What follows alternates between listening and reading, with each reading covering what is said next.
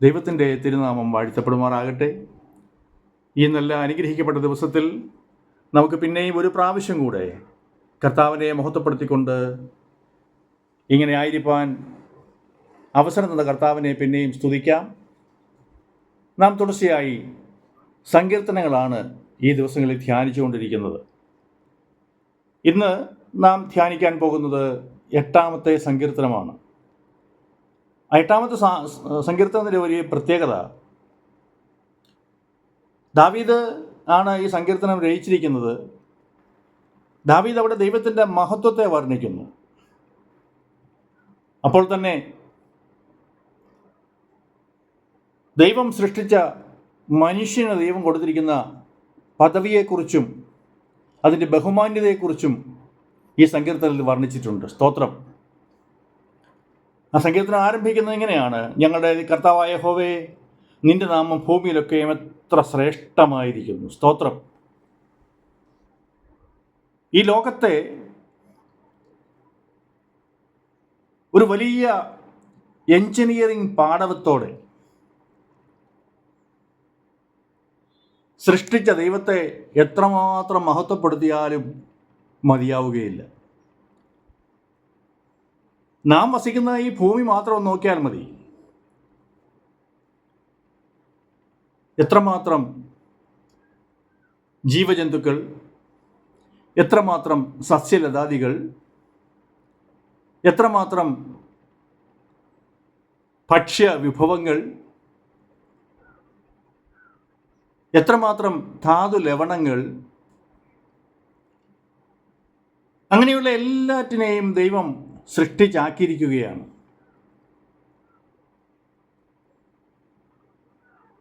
ഈ കാണുന്ന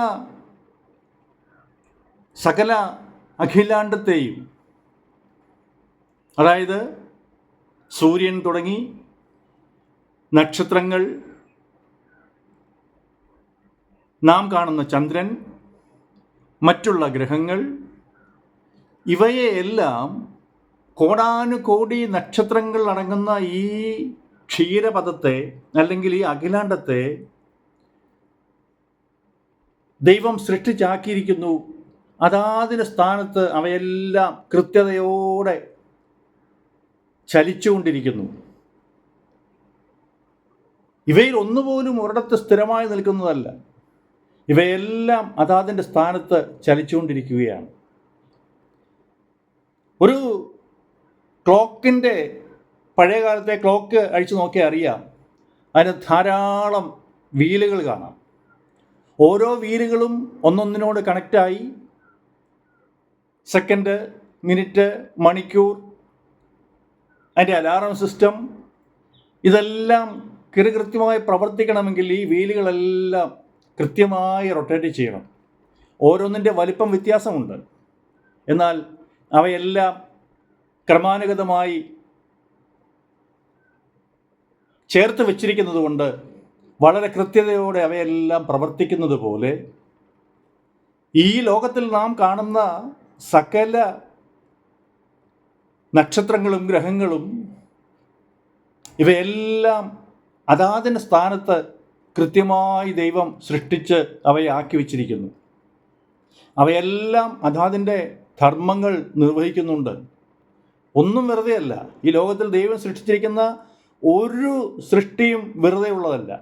എല്ലാത്തിനും അതാതിൻ്റെ ഡ്യൂട്ടി ഉണ്ട്. അതെല്ലാം ദൈവത്തിൻ്റെ ഹിതമനുസരിച്ച് പ്രവർത്തിച്ചു കൊണ്ടിരിക്കുകയാണ്. ഇത് ദൈവത്തിൻ്റെ ഒരു വലിയ കമ്പനിയാണെങ്കിൽ, അല്ലെങ്കിൽ വലിയൊരു പ്രസ്ഥാനമാണെങ്കിൽ, അത് നോക്കി നടത്തുവാൻ നിയമിച്ചാക്കിയിരിക്കുന്നവനാണ് മനുഷ്യൻ. അതായത് മനുഷ്യൻ ഇതിൻ്റെ എല്ലാം മാനേജരാണ്. ദൈവം തന്നെ മനുഷ്യന് ബുദ്ധിയും ജ്ഞാനവും കഴിവും എല്ലാം നൽകിയിട്ടുണ്ട്. അവൻ്റെ ജോലി ഈ സകലത്തെയും നിയന്ത്രിച്ച് ഭരിക്കുക, ദൈവത്തിന് വേണ്ടി ന്യായമായി ഭരണം നടത്തുക എന്നുള്ളതാണ്. സ്തോത്രം.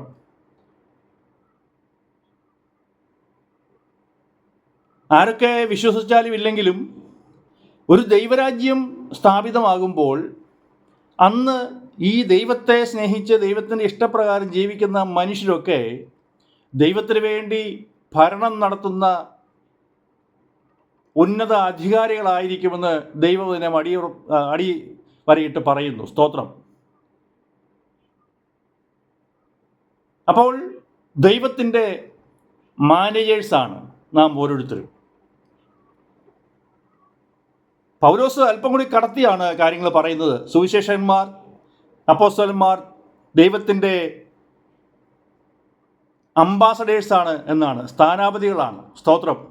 ഒരു രാജ്യത്തിന് വേണ്ടി മറ്റൊരു രാജ്യം നിയോഗിച്ചയക്കുന്ന വ്യക്തിയാണ് അംബാസഡർ.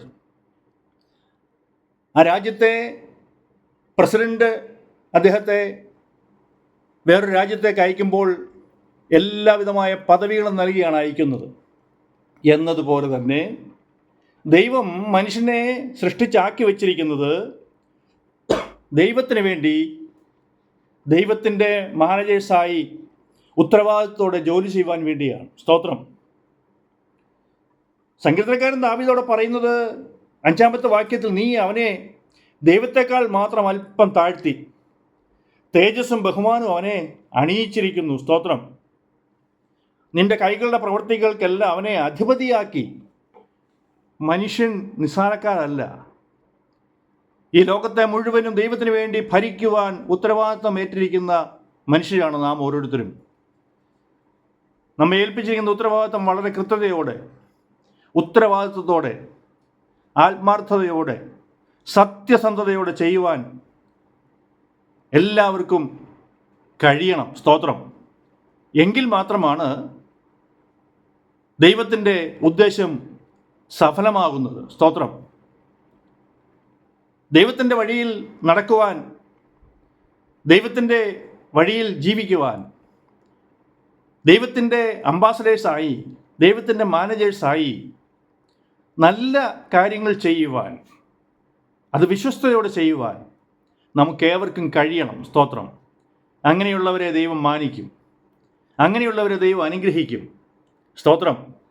ഹല്ലേലൂയ. പ്രിയപ്പെട്ടവരെ, വിശ്വസ്തത ഒരു വലിയ ഘടകമാണ്. സത്യസന്ധത ഒരു വലിയ ഘടകമാണ്. ആത്മാർത്ഥത ഒരു വലിയ ഘടകമാണ്. ഇവയെല്ലാം നമ്മിൽ കൂടിച്ചേരുമ്പോൾ ദൈവം ആഗ്രഹിക്കുന്ന ഒരു നല്ല മാനേജരായിട്ട് നമുക്ക് മാറുവാൻ സാധിക്കും. പ്രിയപ്പെട്ടവരെ, ആർക്കെങ്കിലും ജീവിതത്തിൽ എന്തെങ്കിലും ജ്ഞാനത്തിന് കുറവോ കഴിവിന് കുറവോ മിടുക്കിന് കുറവോ ഉണ്ടെങ്കിൽ ദൈവത്തോട് പ്രാർത്ഥിക്കട്ടെ. ദൈവം നിശ്ചയമായും അവരെ ദൈവത്തിൻ്റെ ജ്ഞാനത്താലും കഴിവിനാലും മിടുക്കിലാലും നിറയ്ക്കും. എന്നിട്ട് ദൈവം ആഗ്രഹിക്കുന്ന തരത്തിൽ അവർക്കുമായി തരുവാൻ ദൈവം സഹായിക്കും. ഈ വചനം ഓരോ പ്രിയപ്പെട്ടവരുടെ ജീവിതത്തിൽ അനുഗ്രഹത്തിന് കാരണമായി തീരണമെന്ന് ഞങ്ങൾ പ്രാർത്ഥിക്കുന്നു. കരിസ്മ പ്രയർ മിനിസ്ട്രിയുടെ എല്ലാ പ്രാർത്ഥനയും പ്രിയപ്പെട്ടവരായ നിങ്ങളോടൊപ്പമുണ്ട്. ദൈവം എല്ലാവരെയും ധാരാളമായിട്ട് അനുഗ്രഹിക്കട്ടെ, സഹായിക്കണമെന്ന് പ്രാർത്ഥിക്കുന്നു. God bless you. Thank you.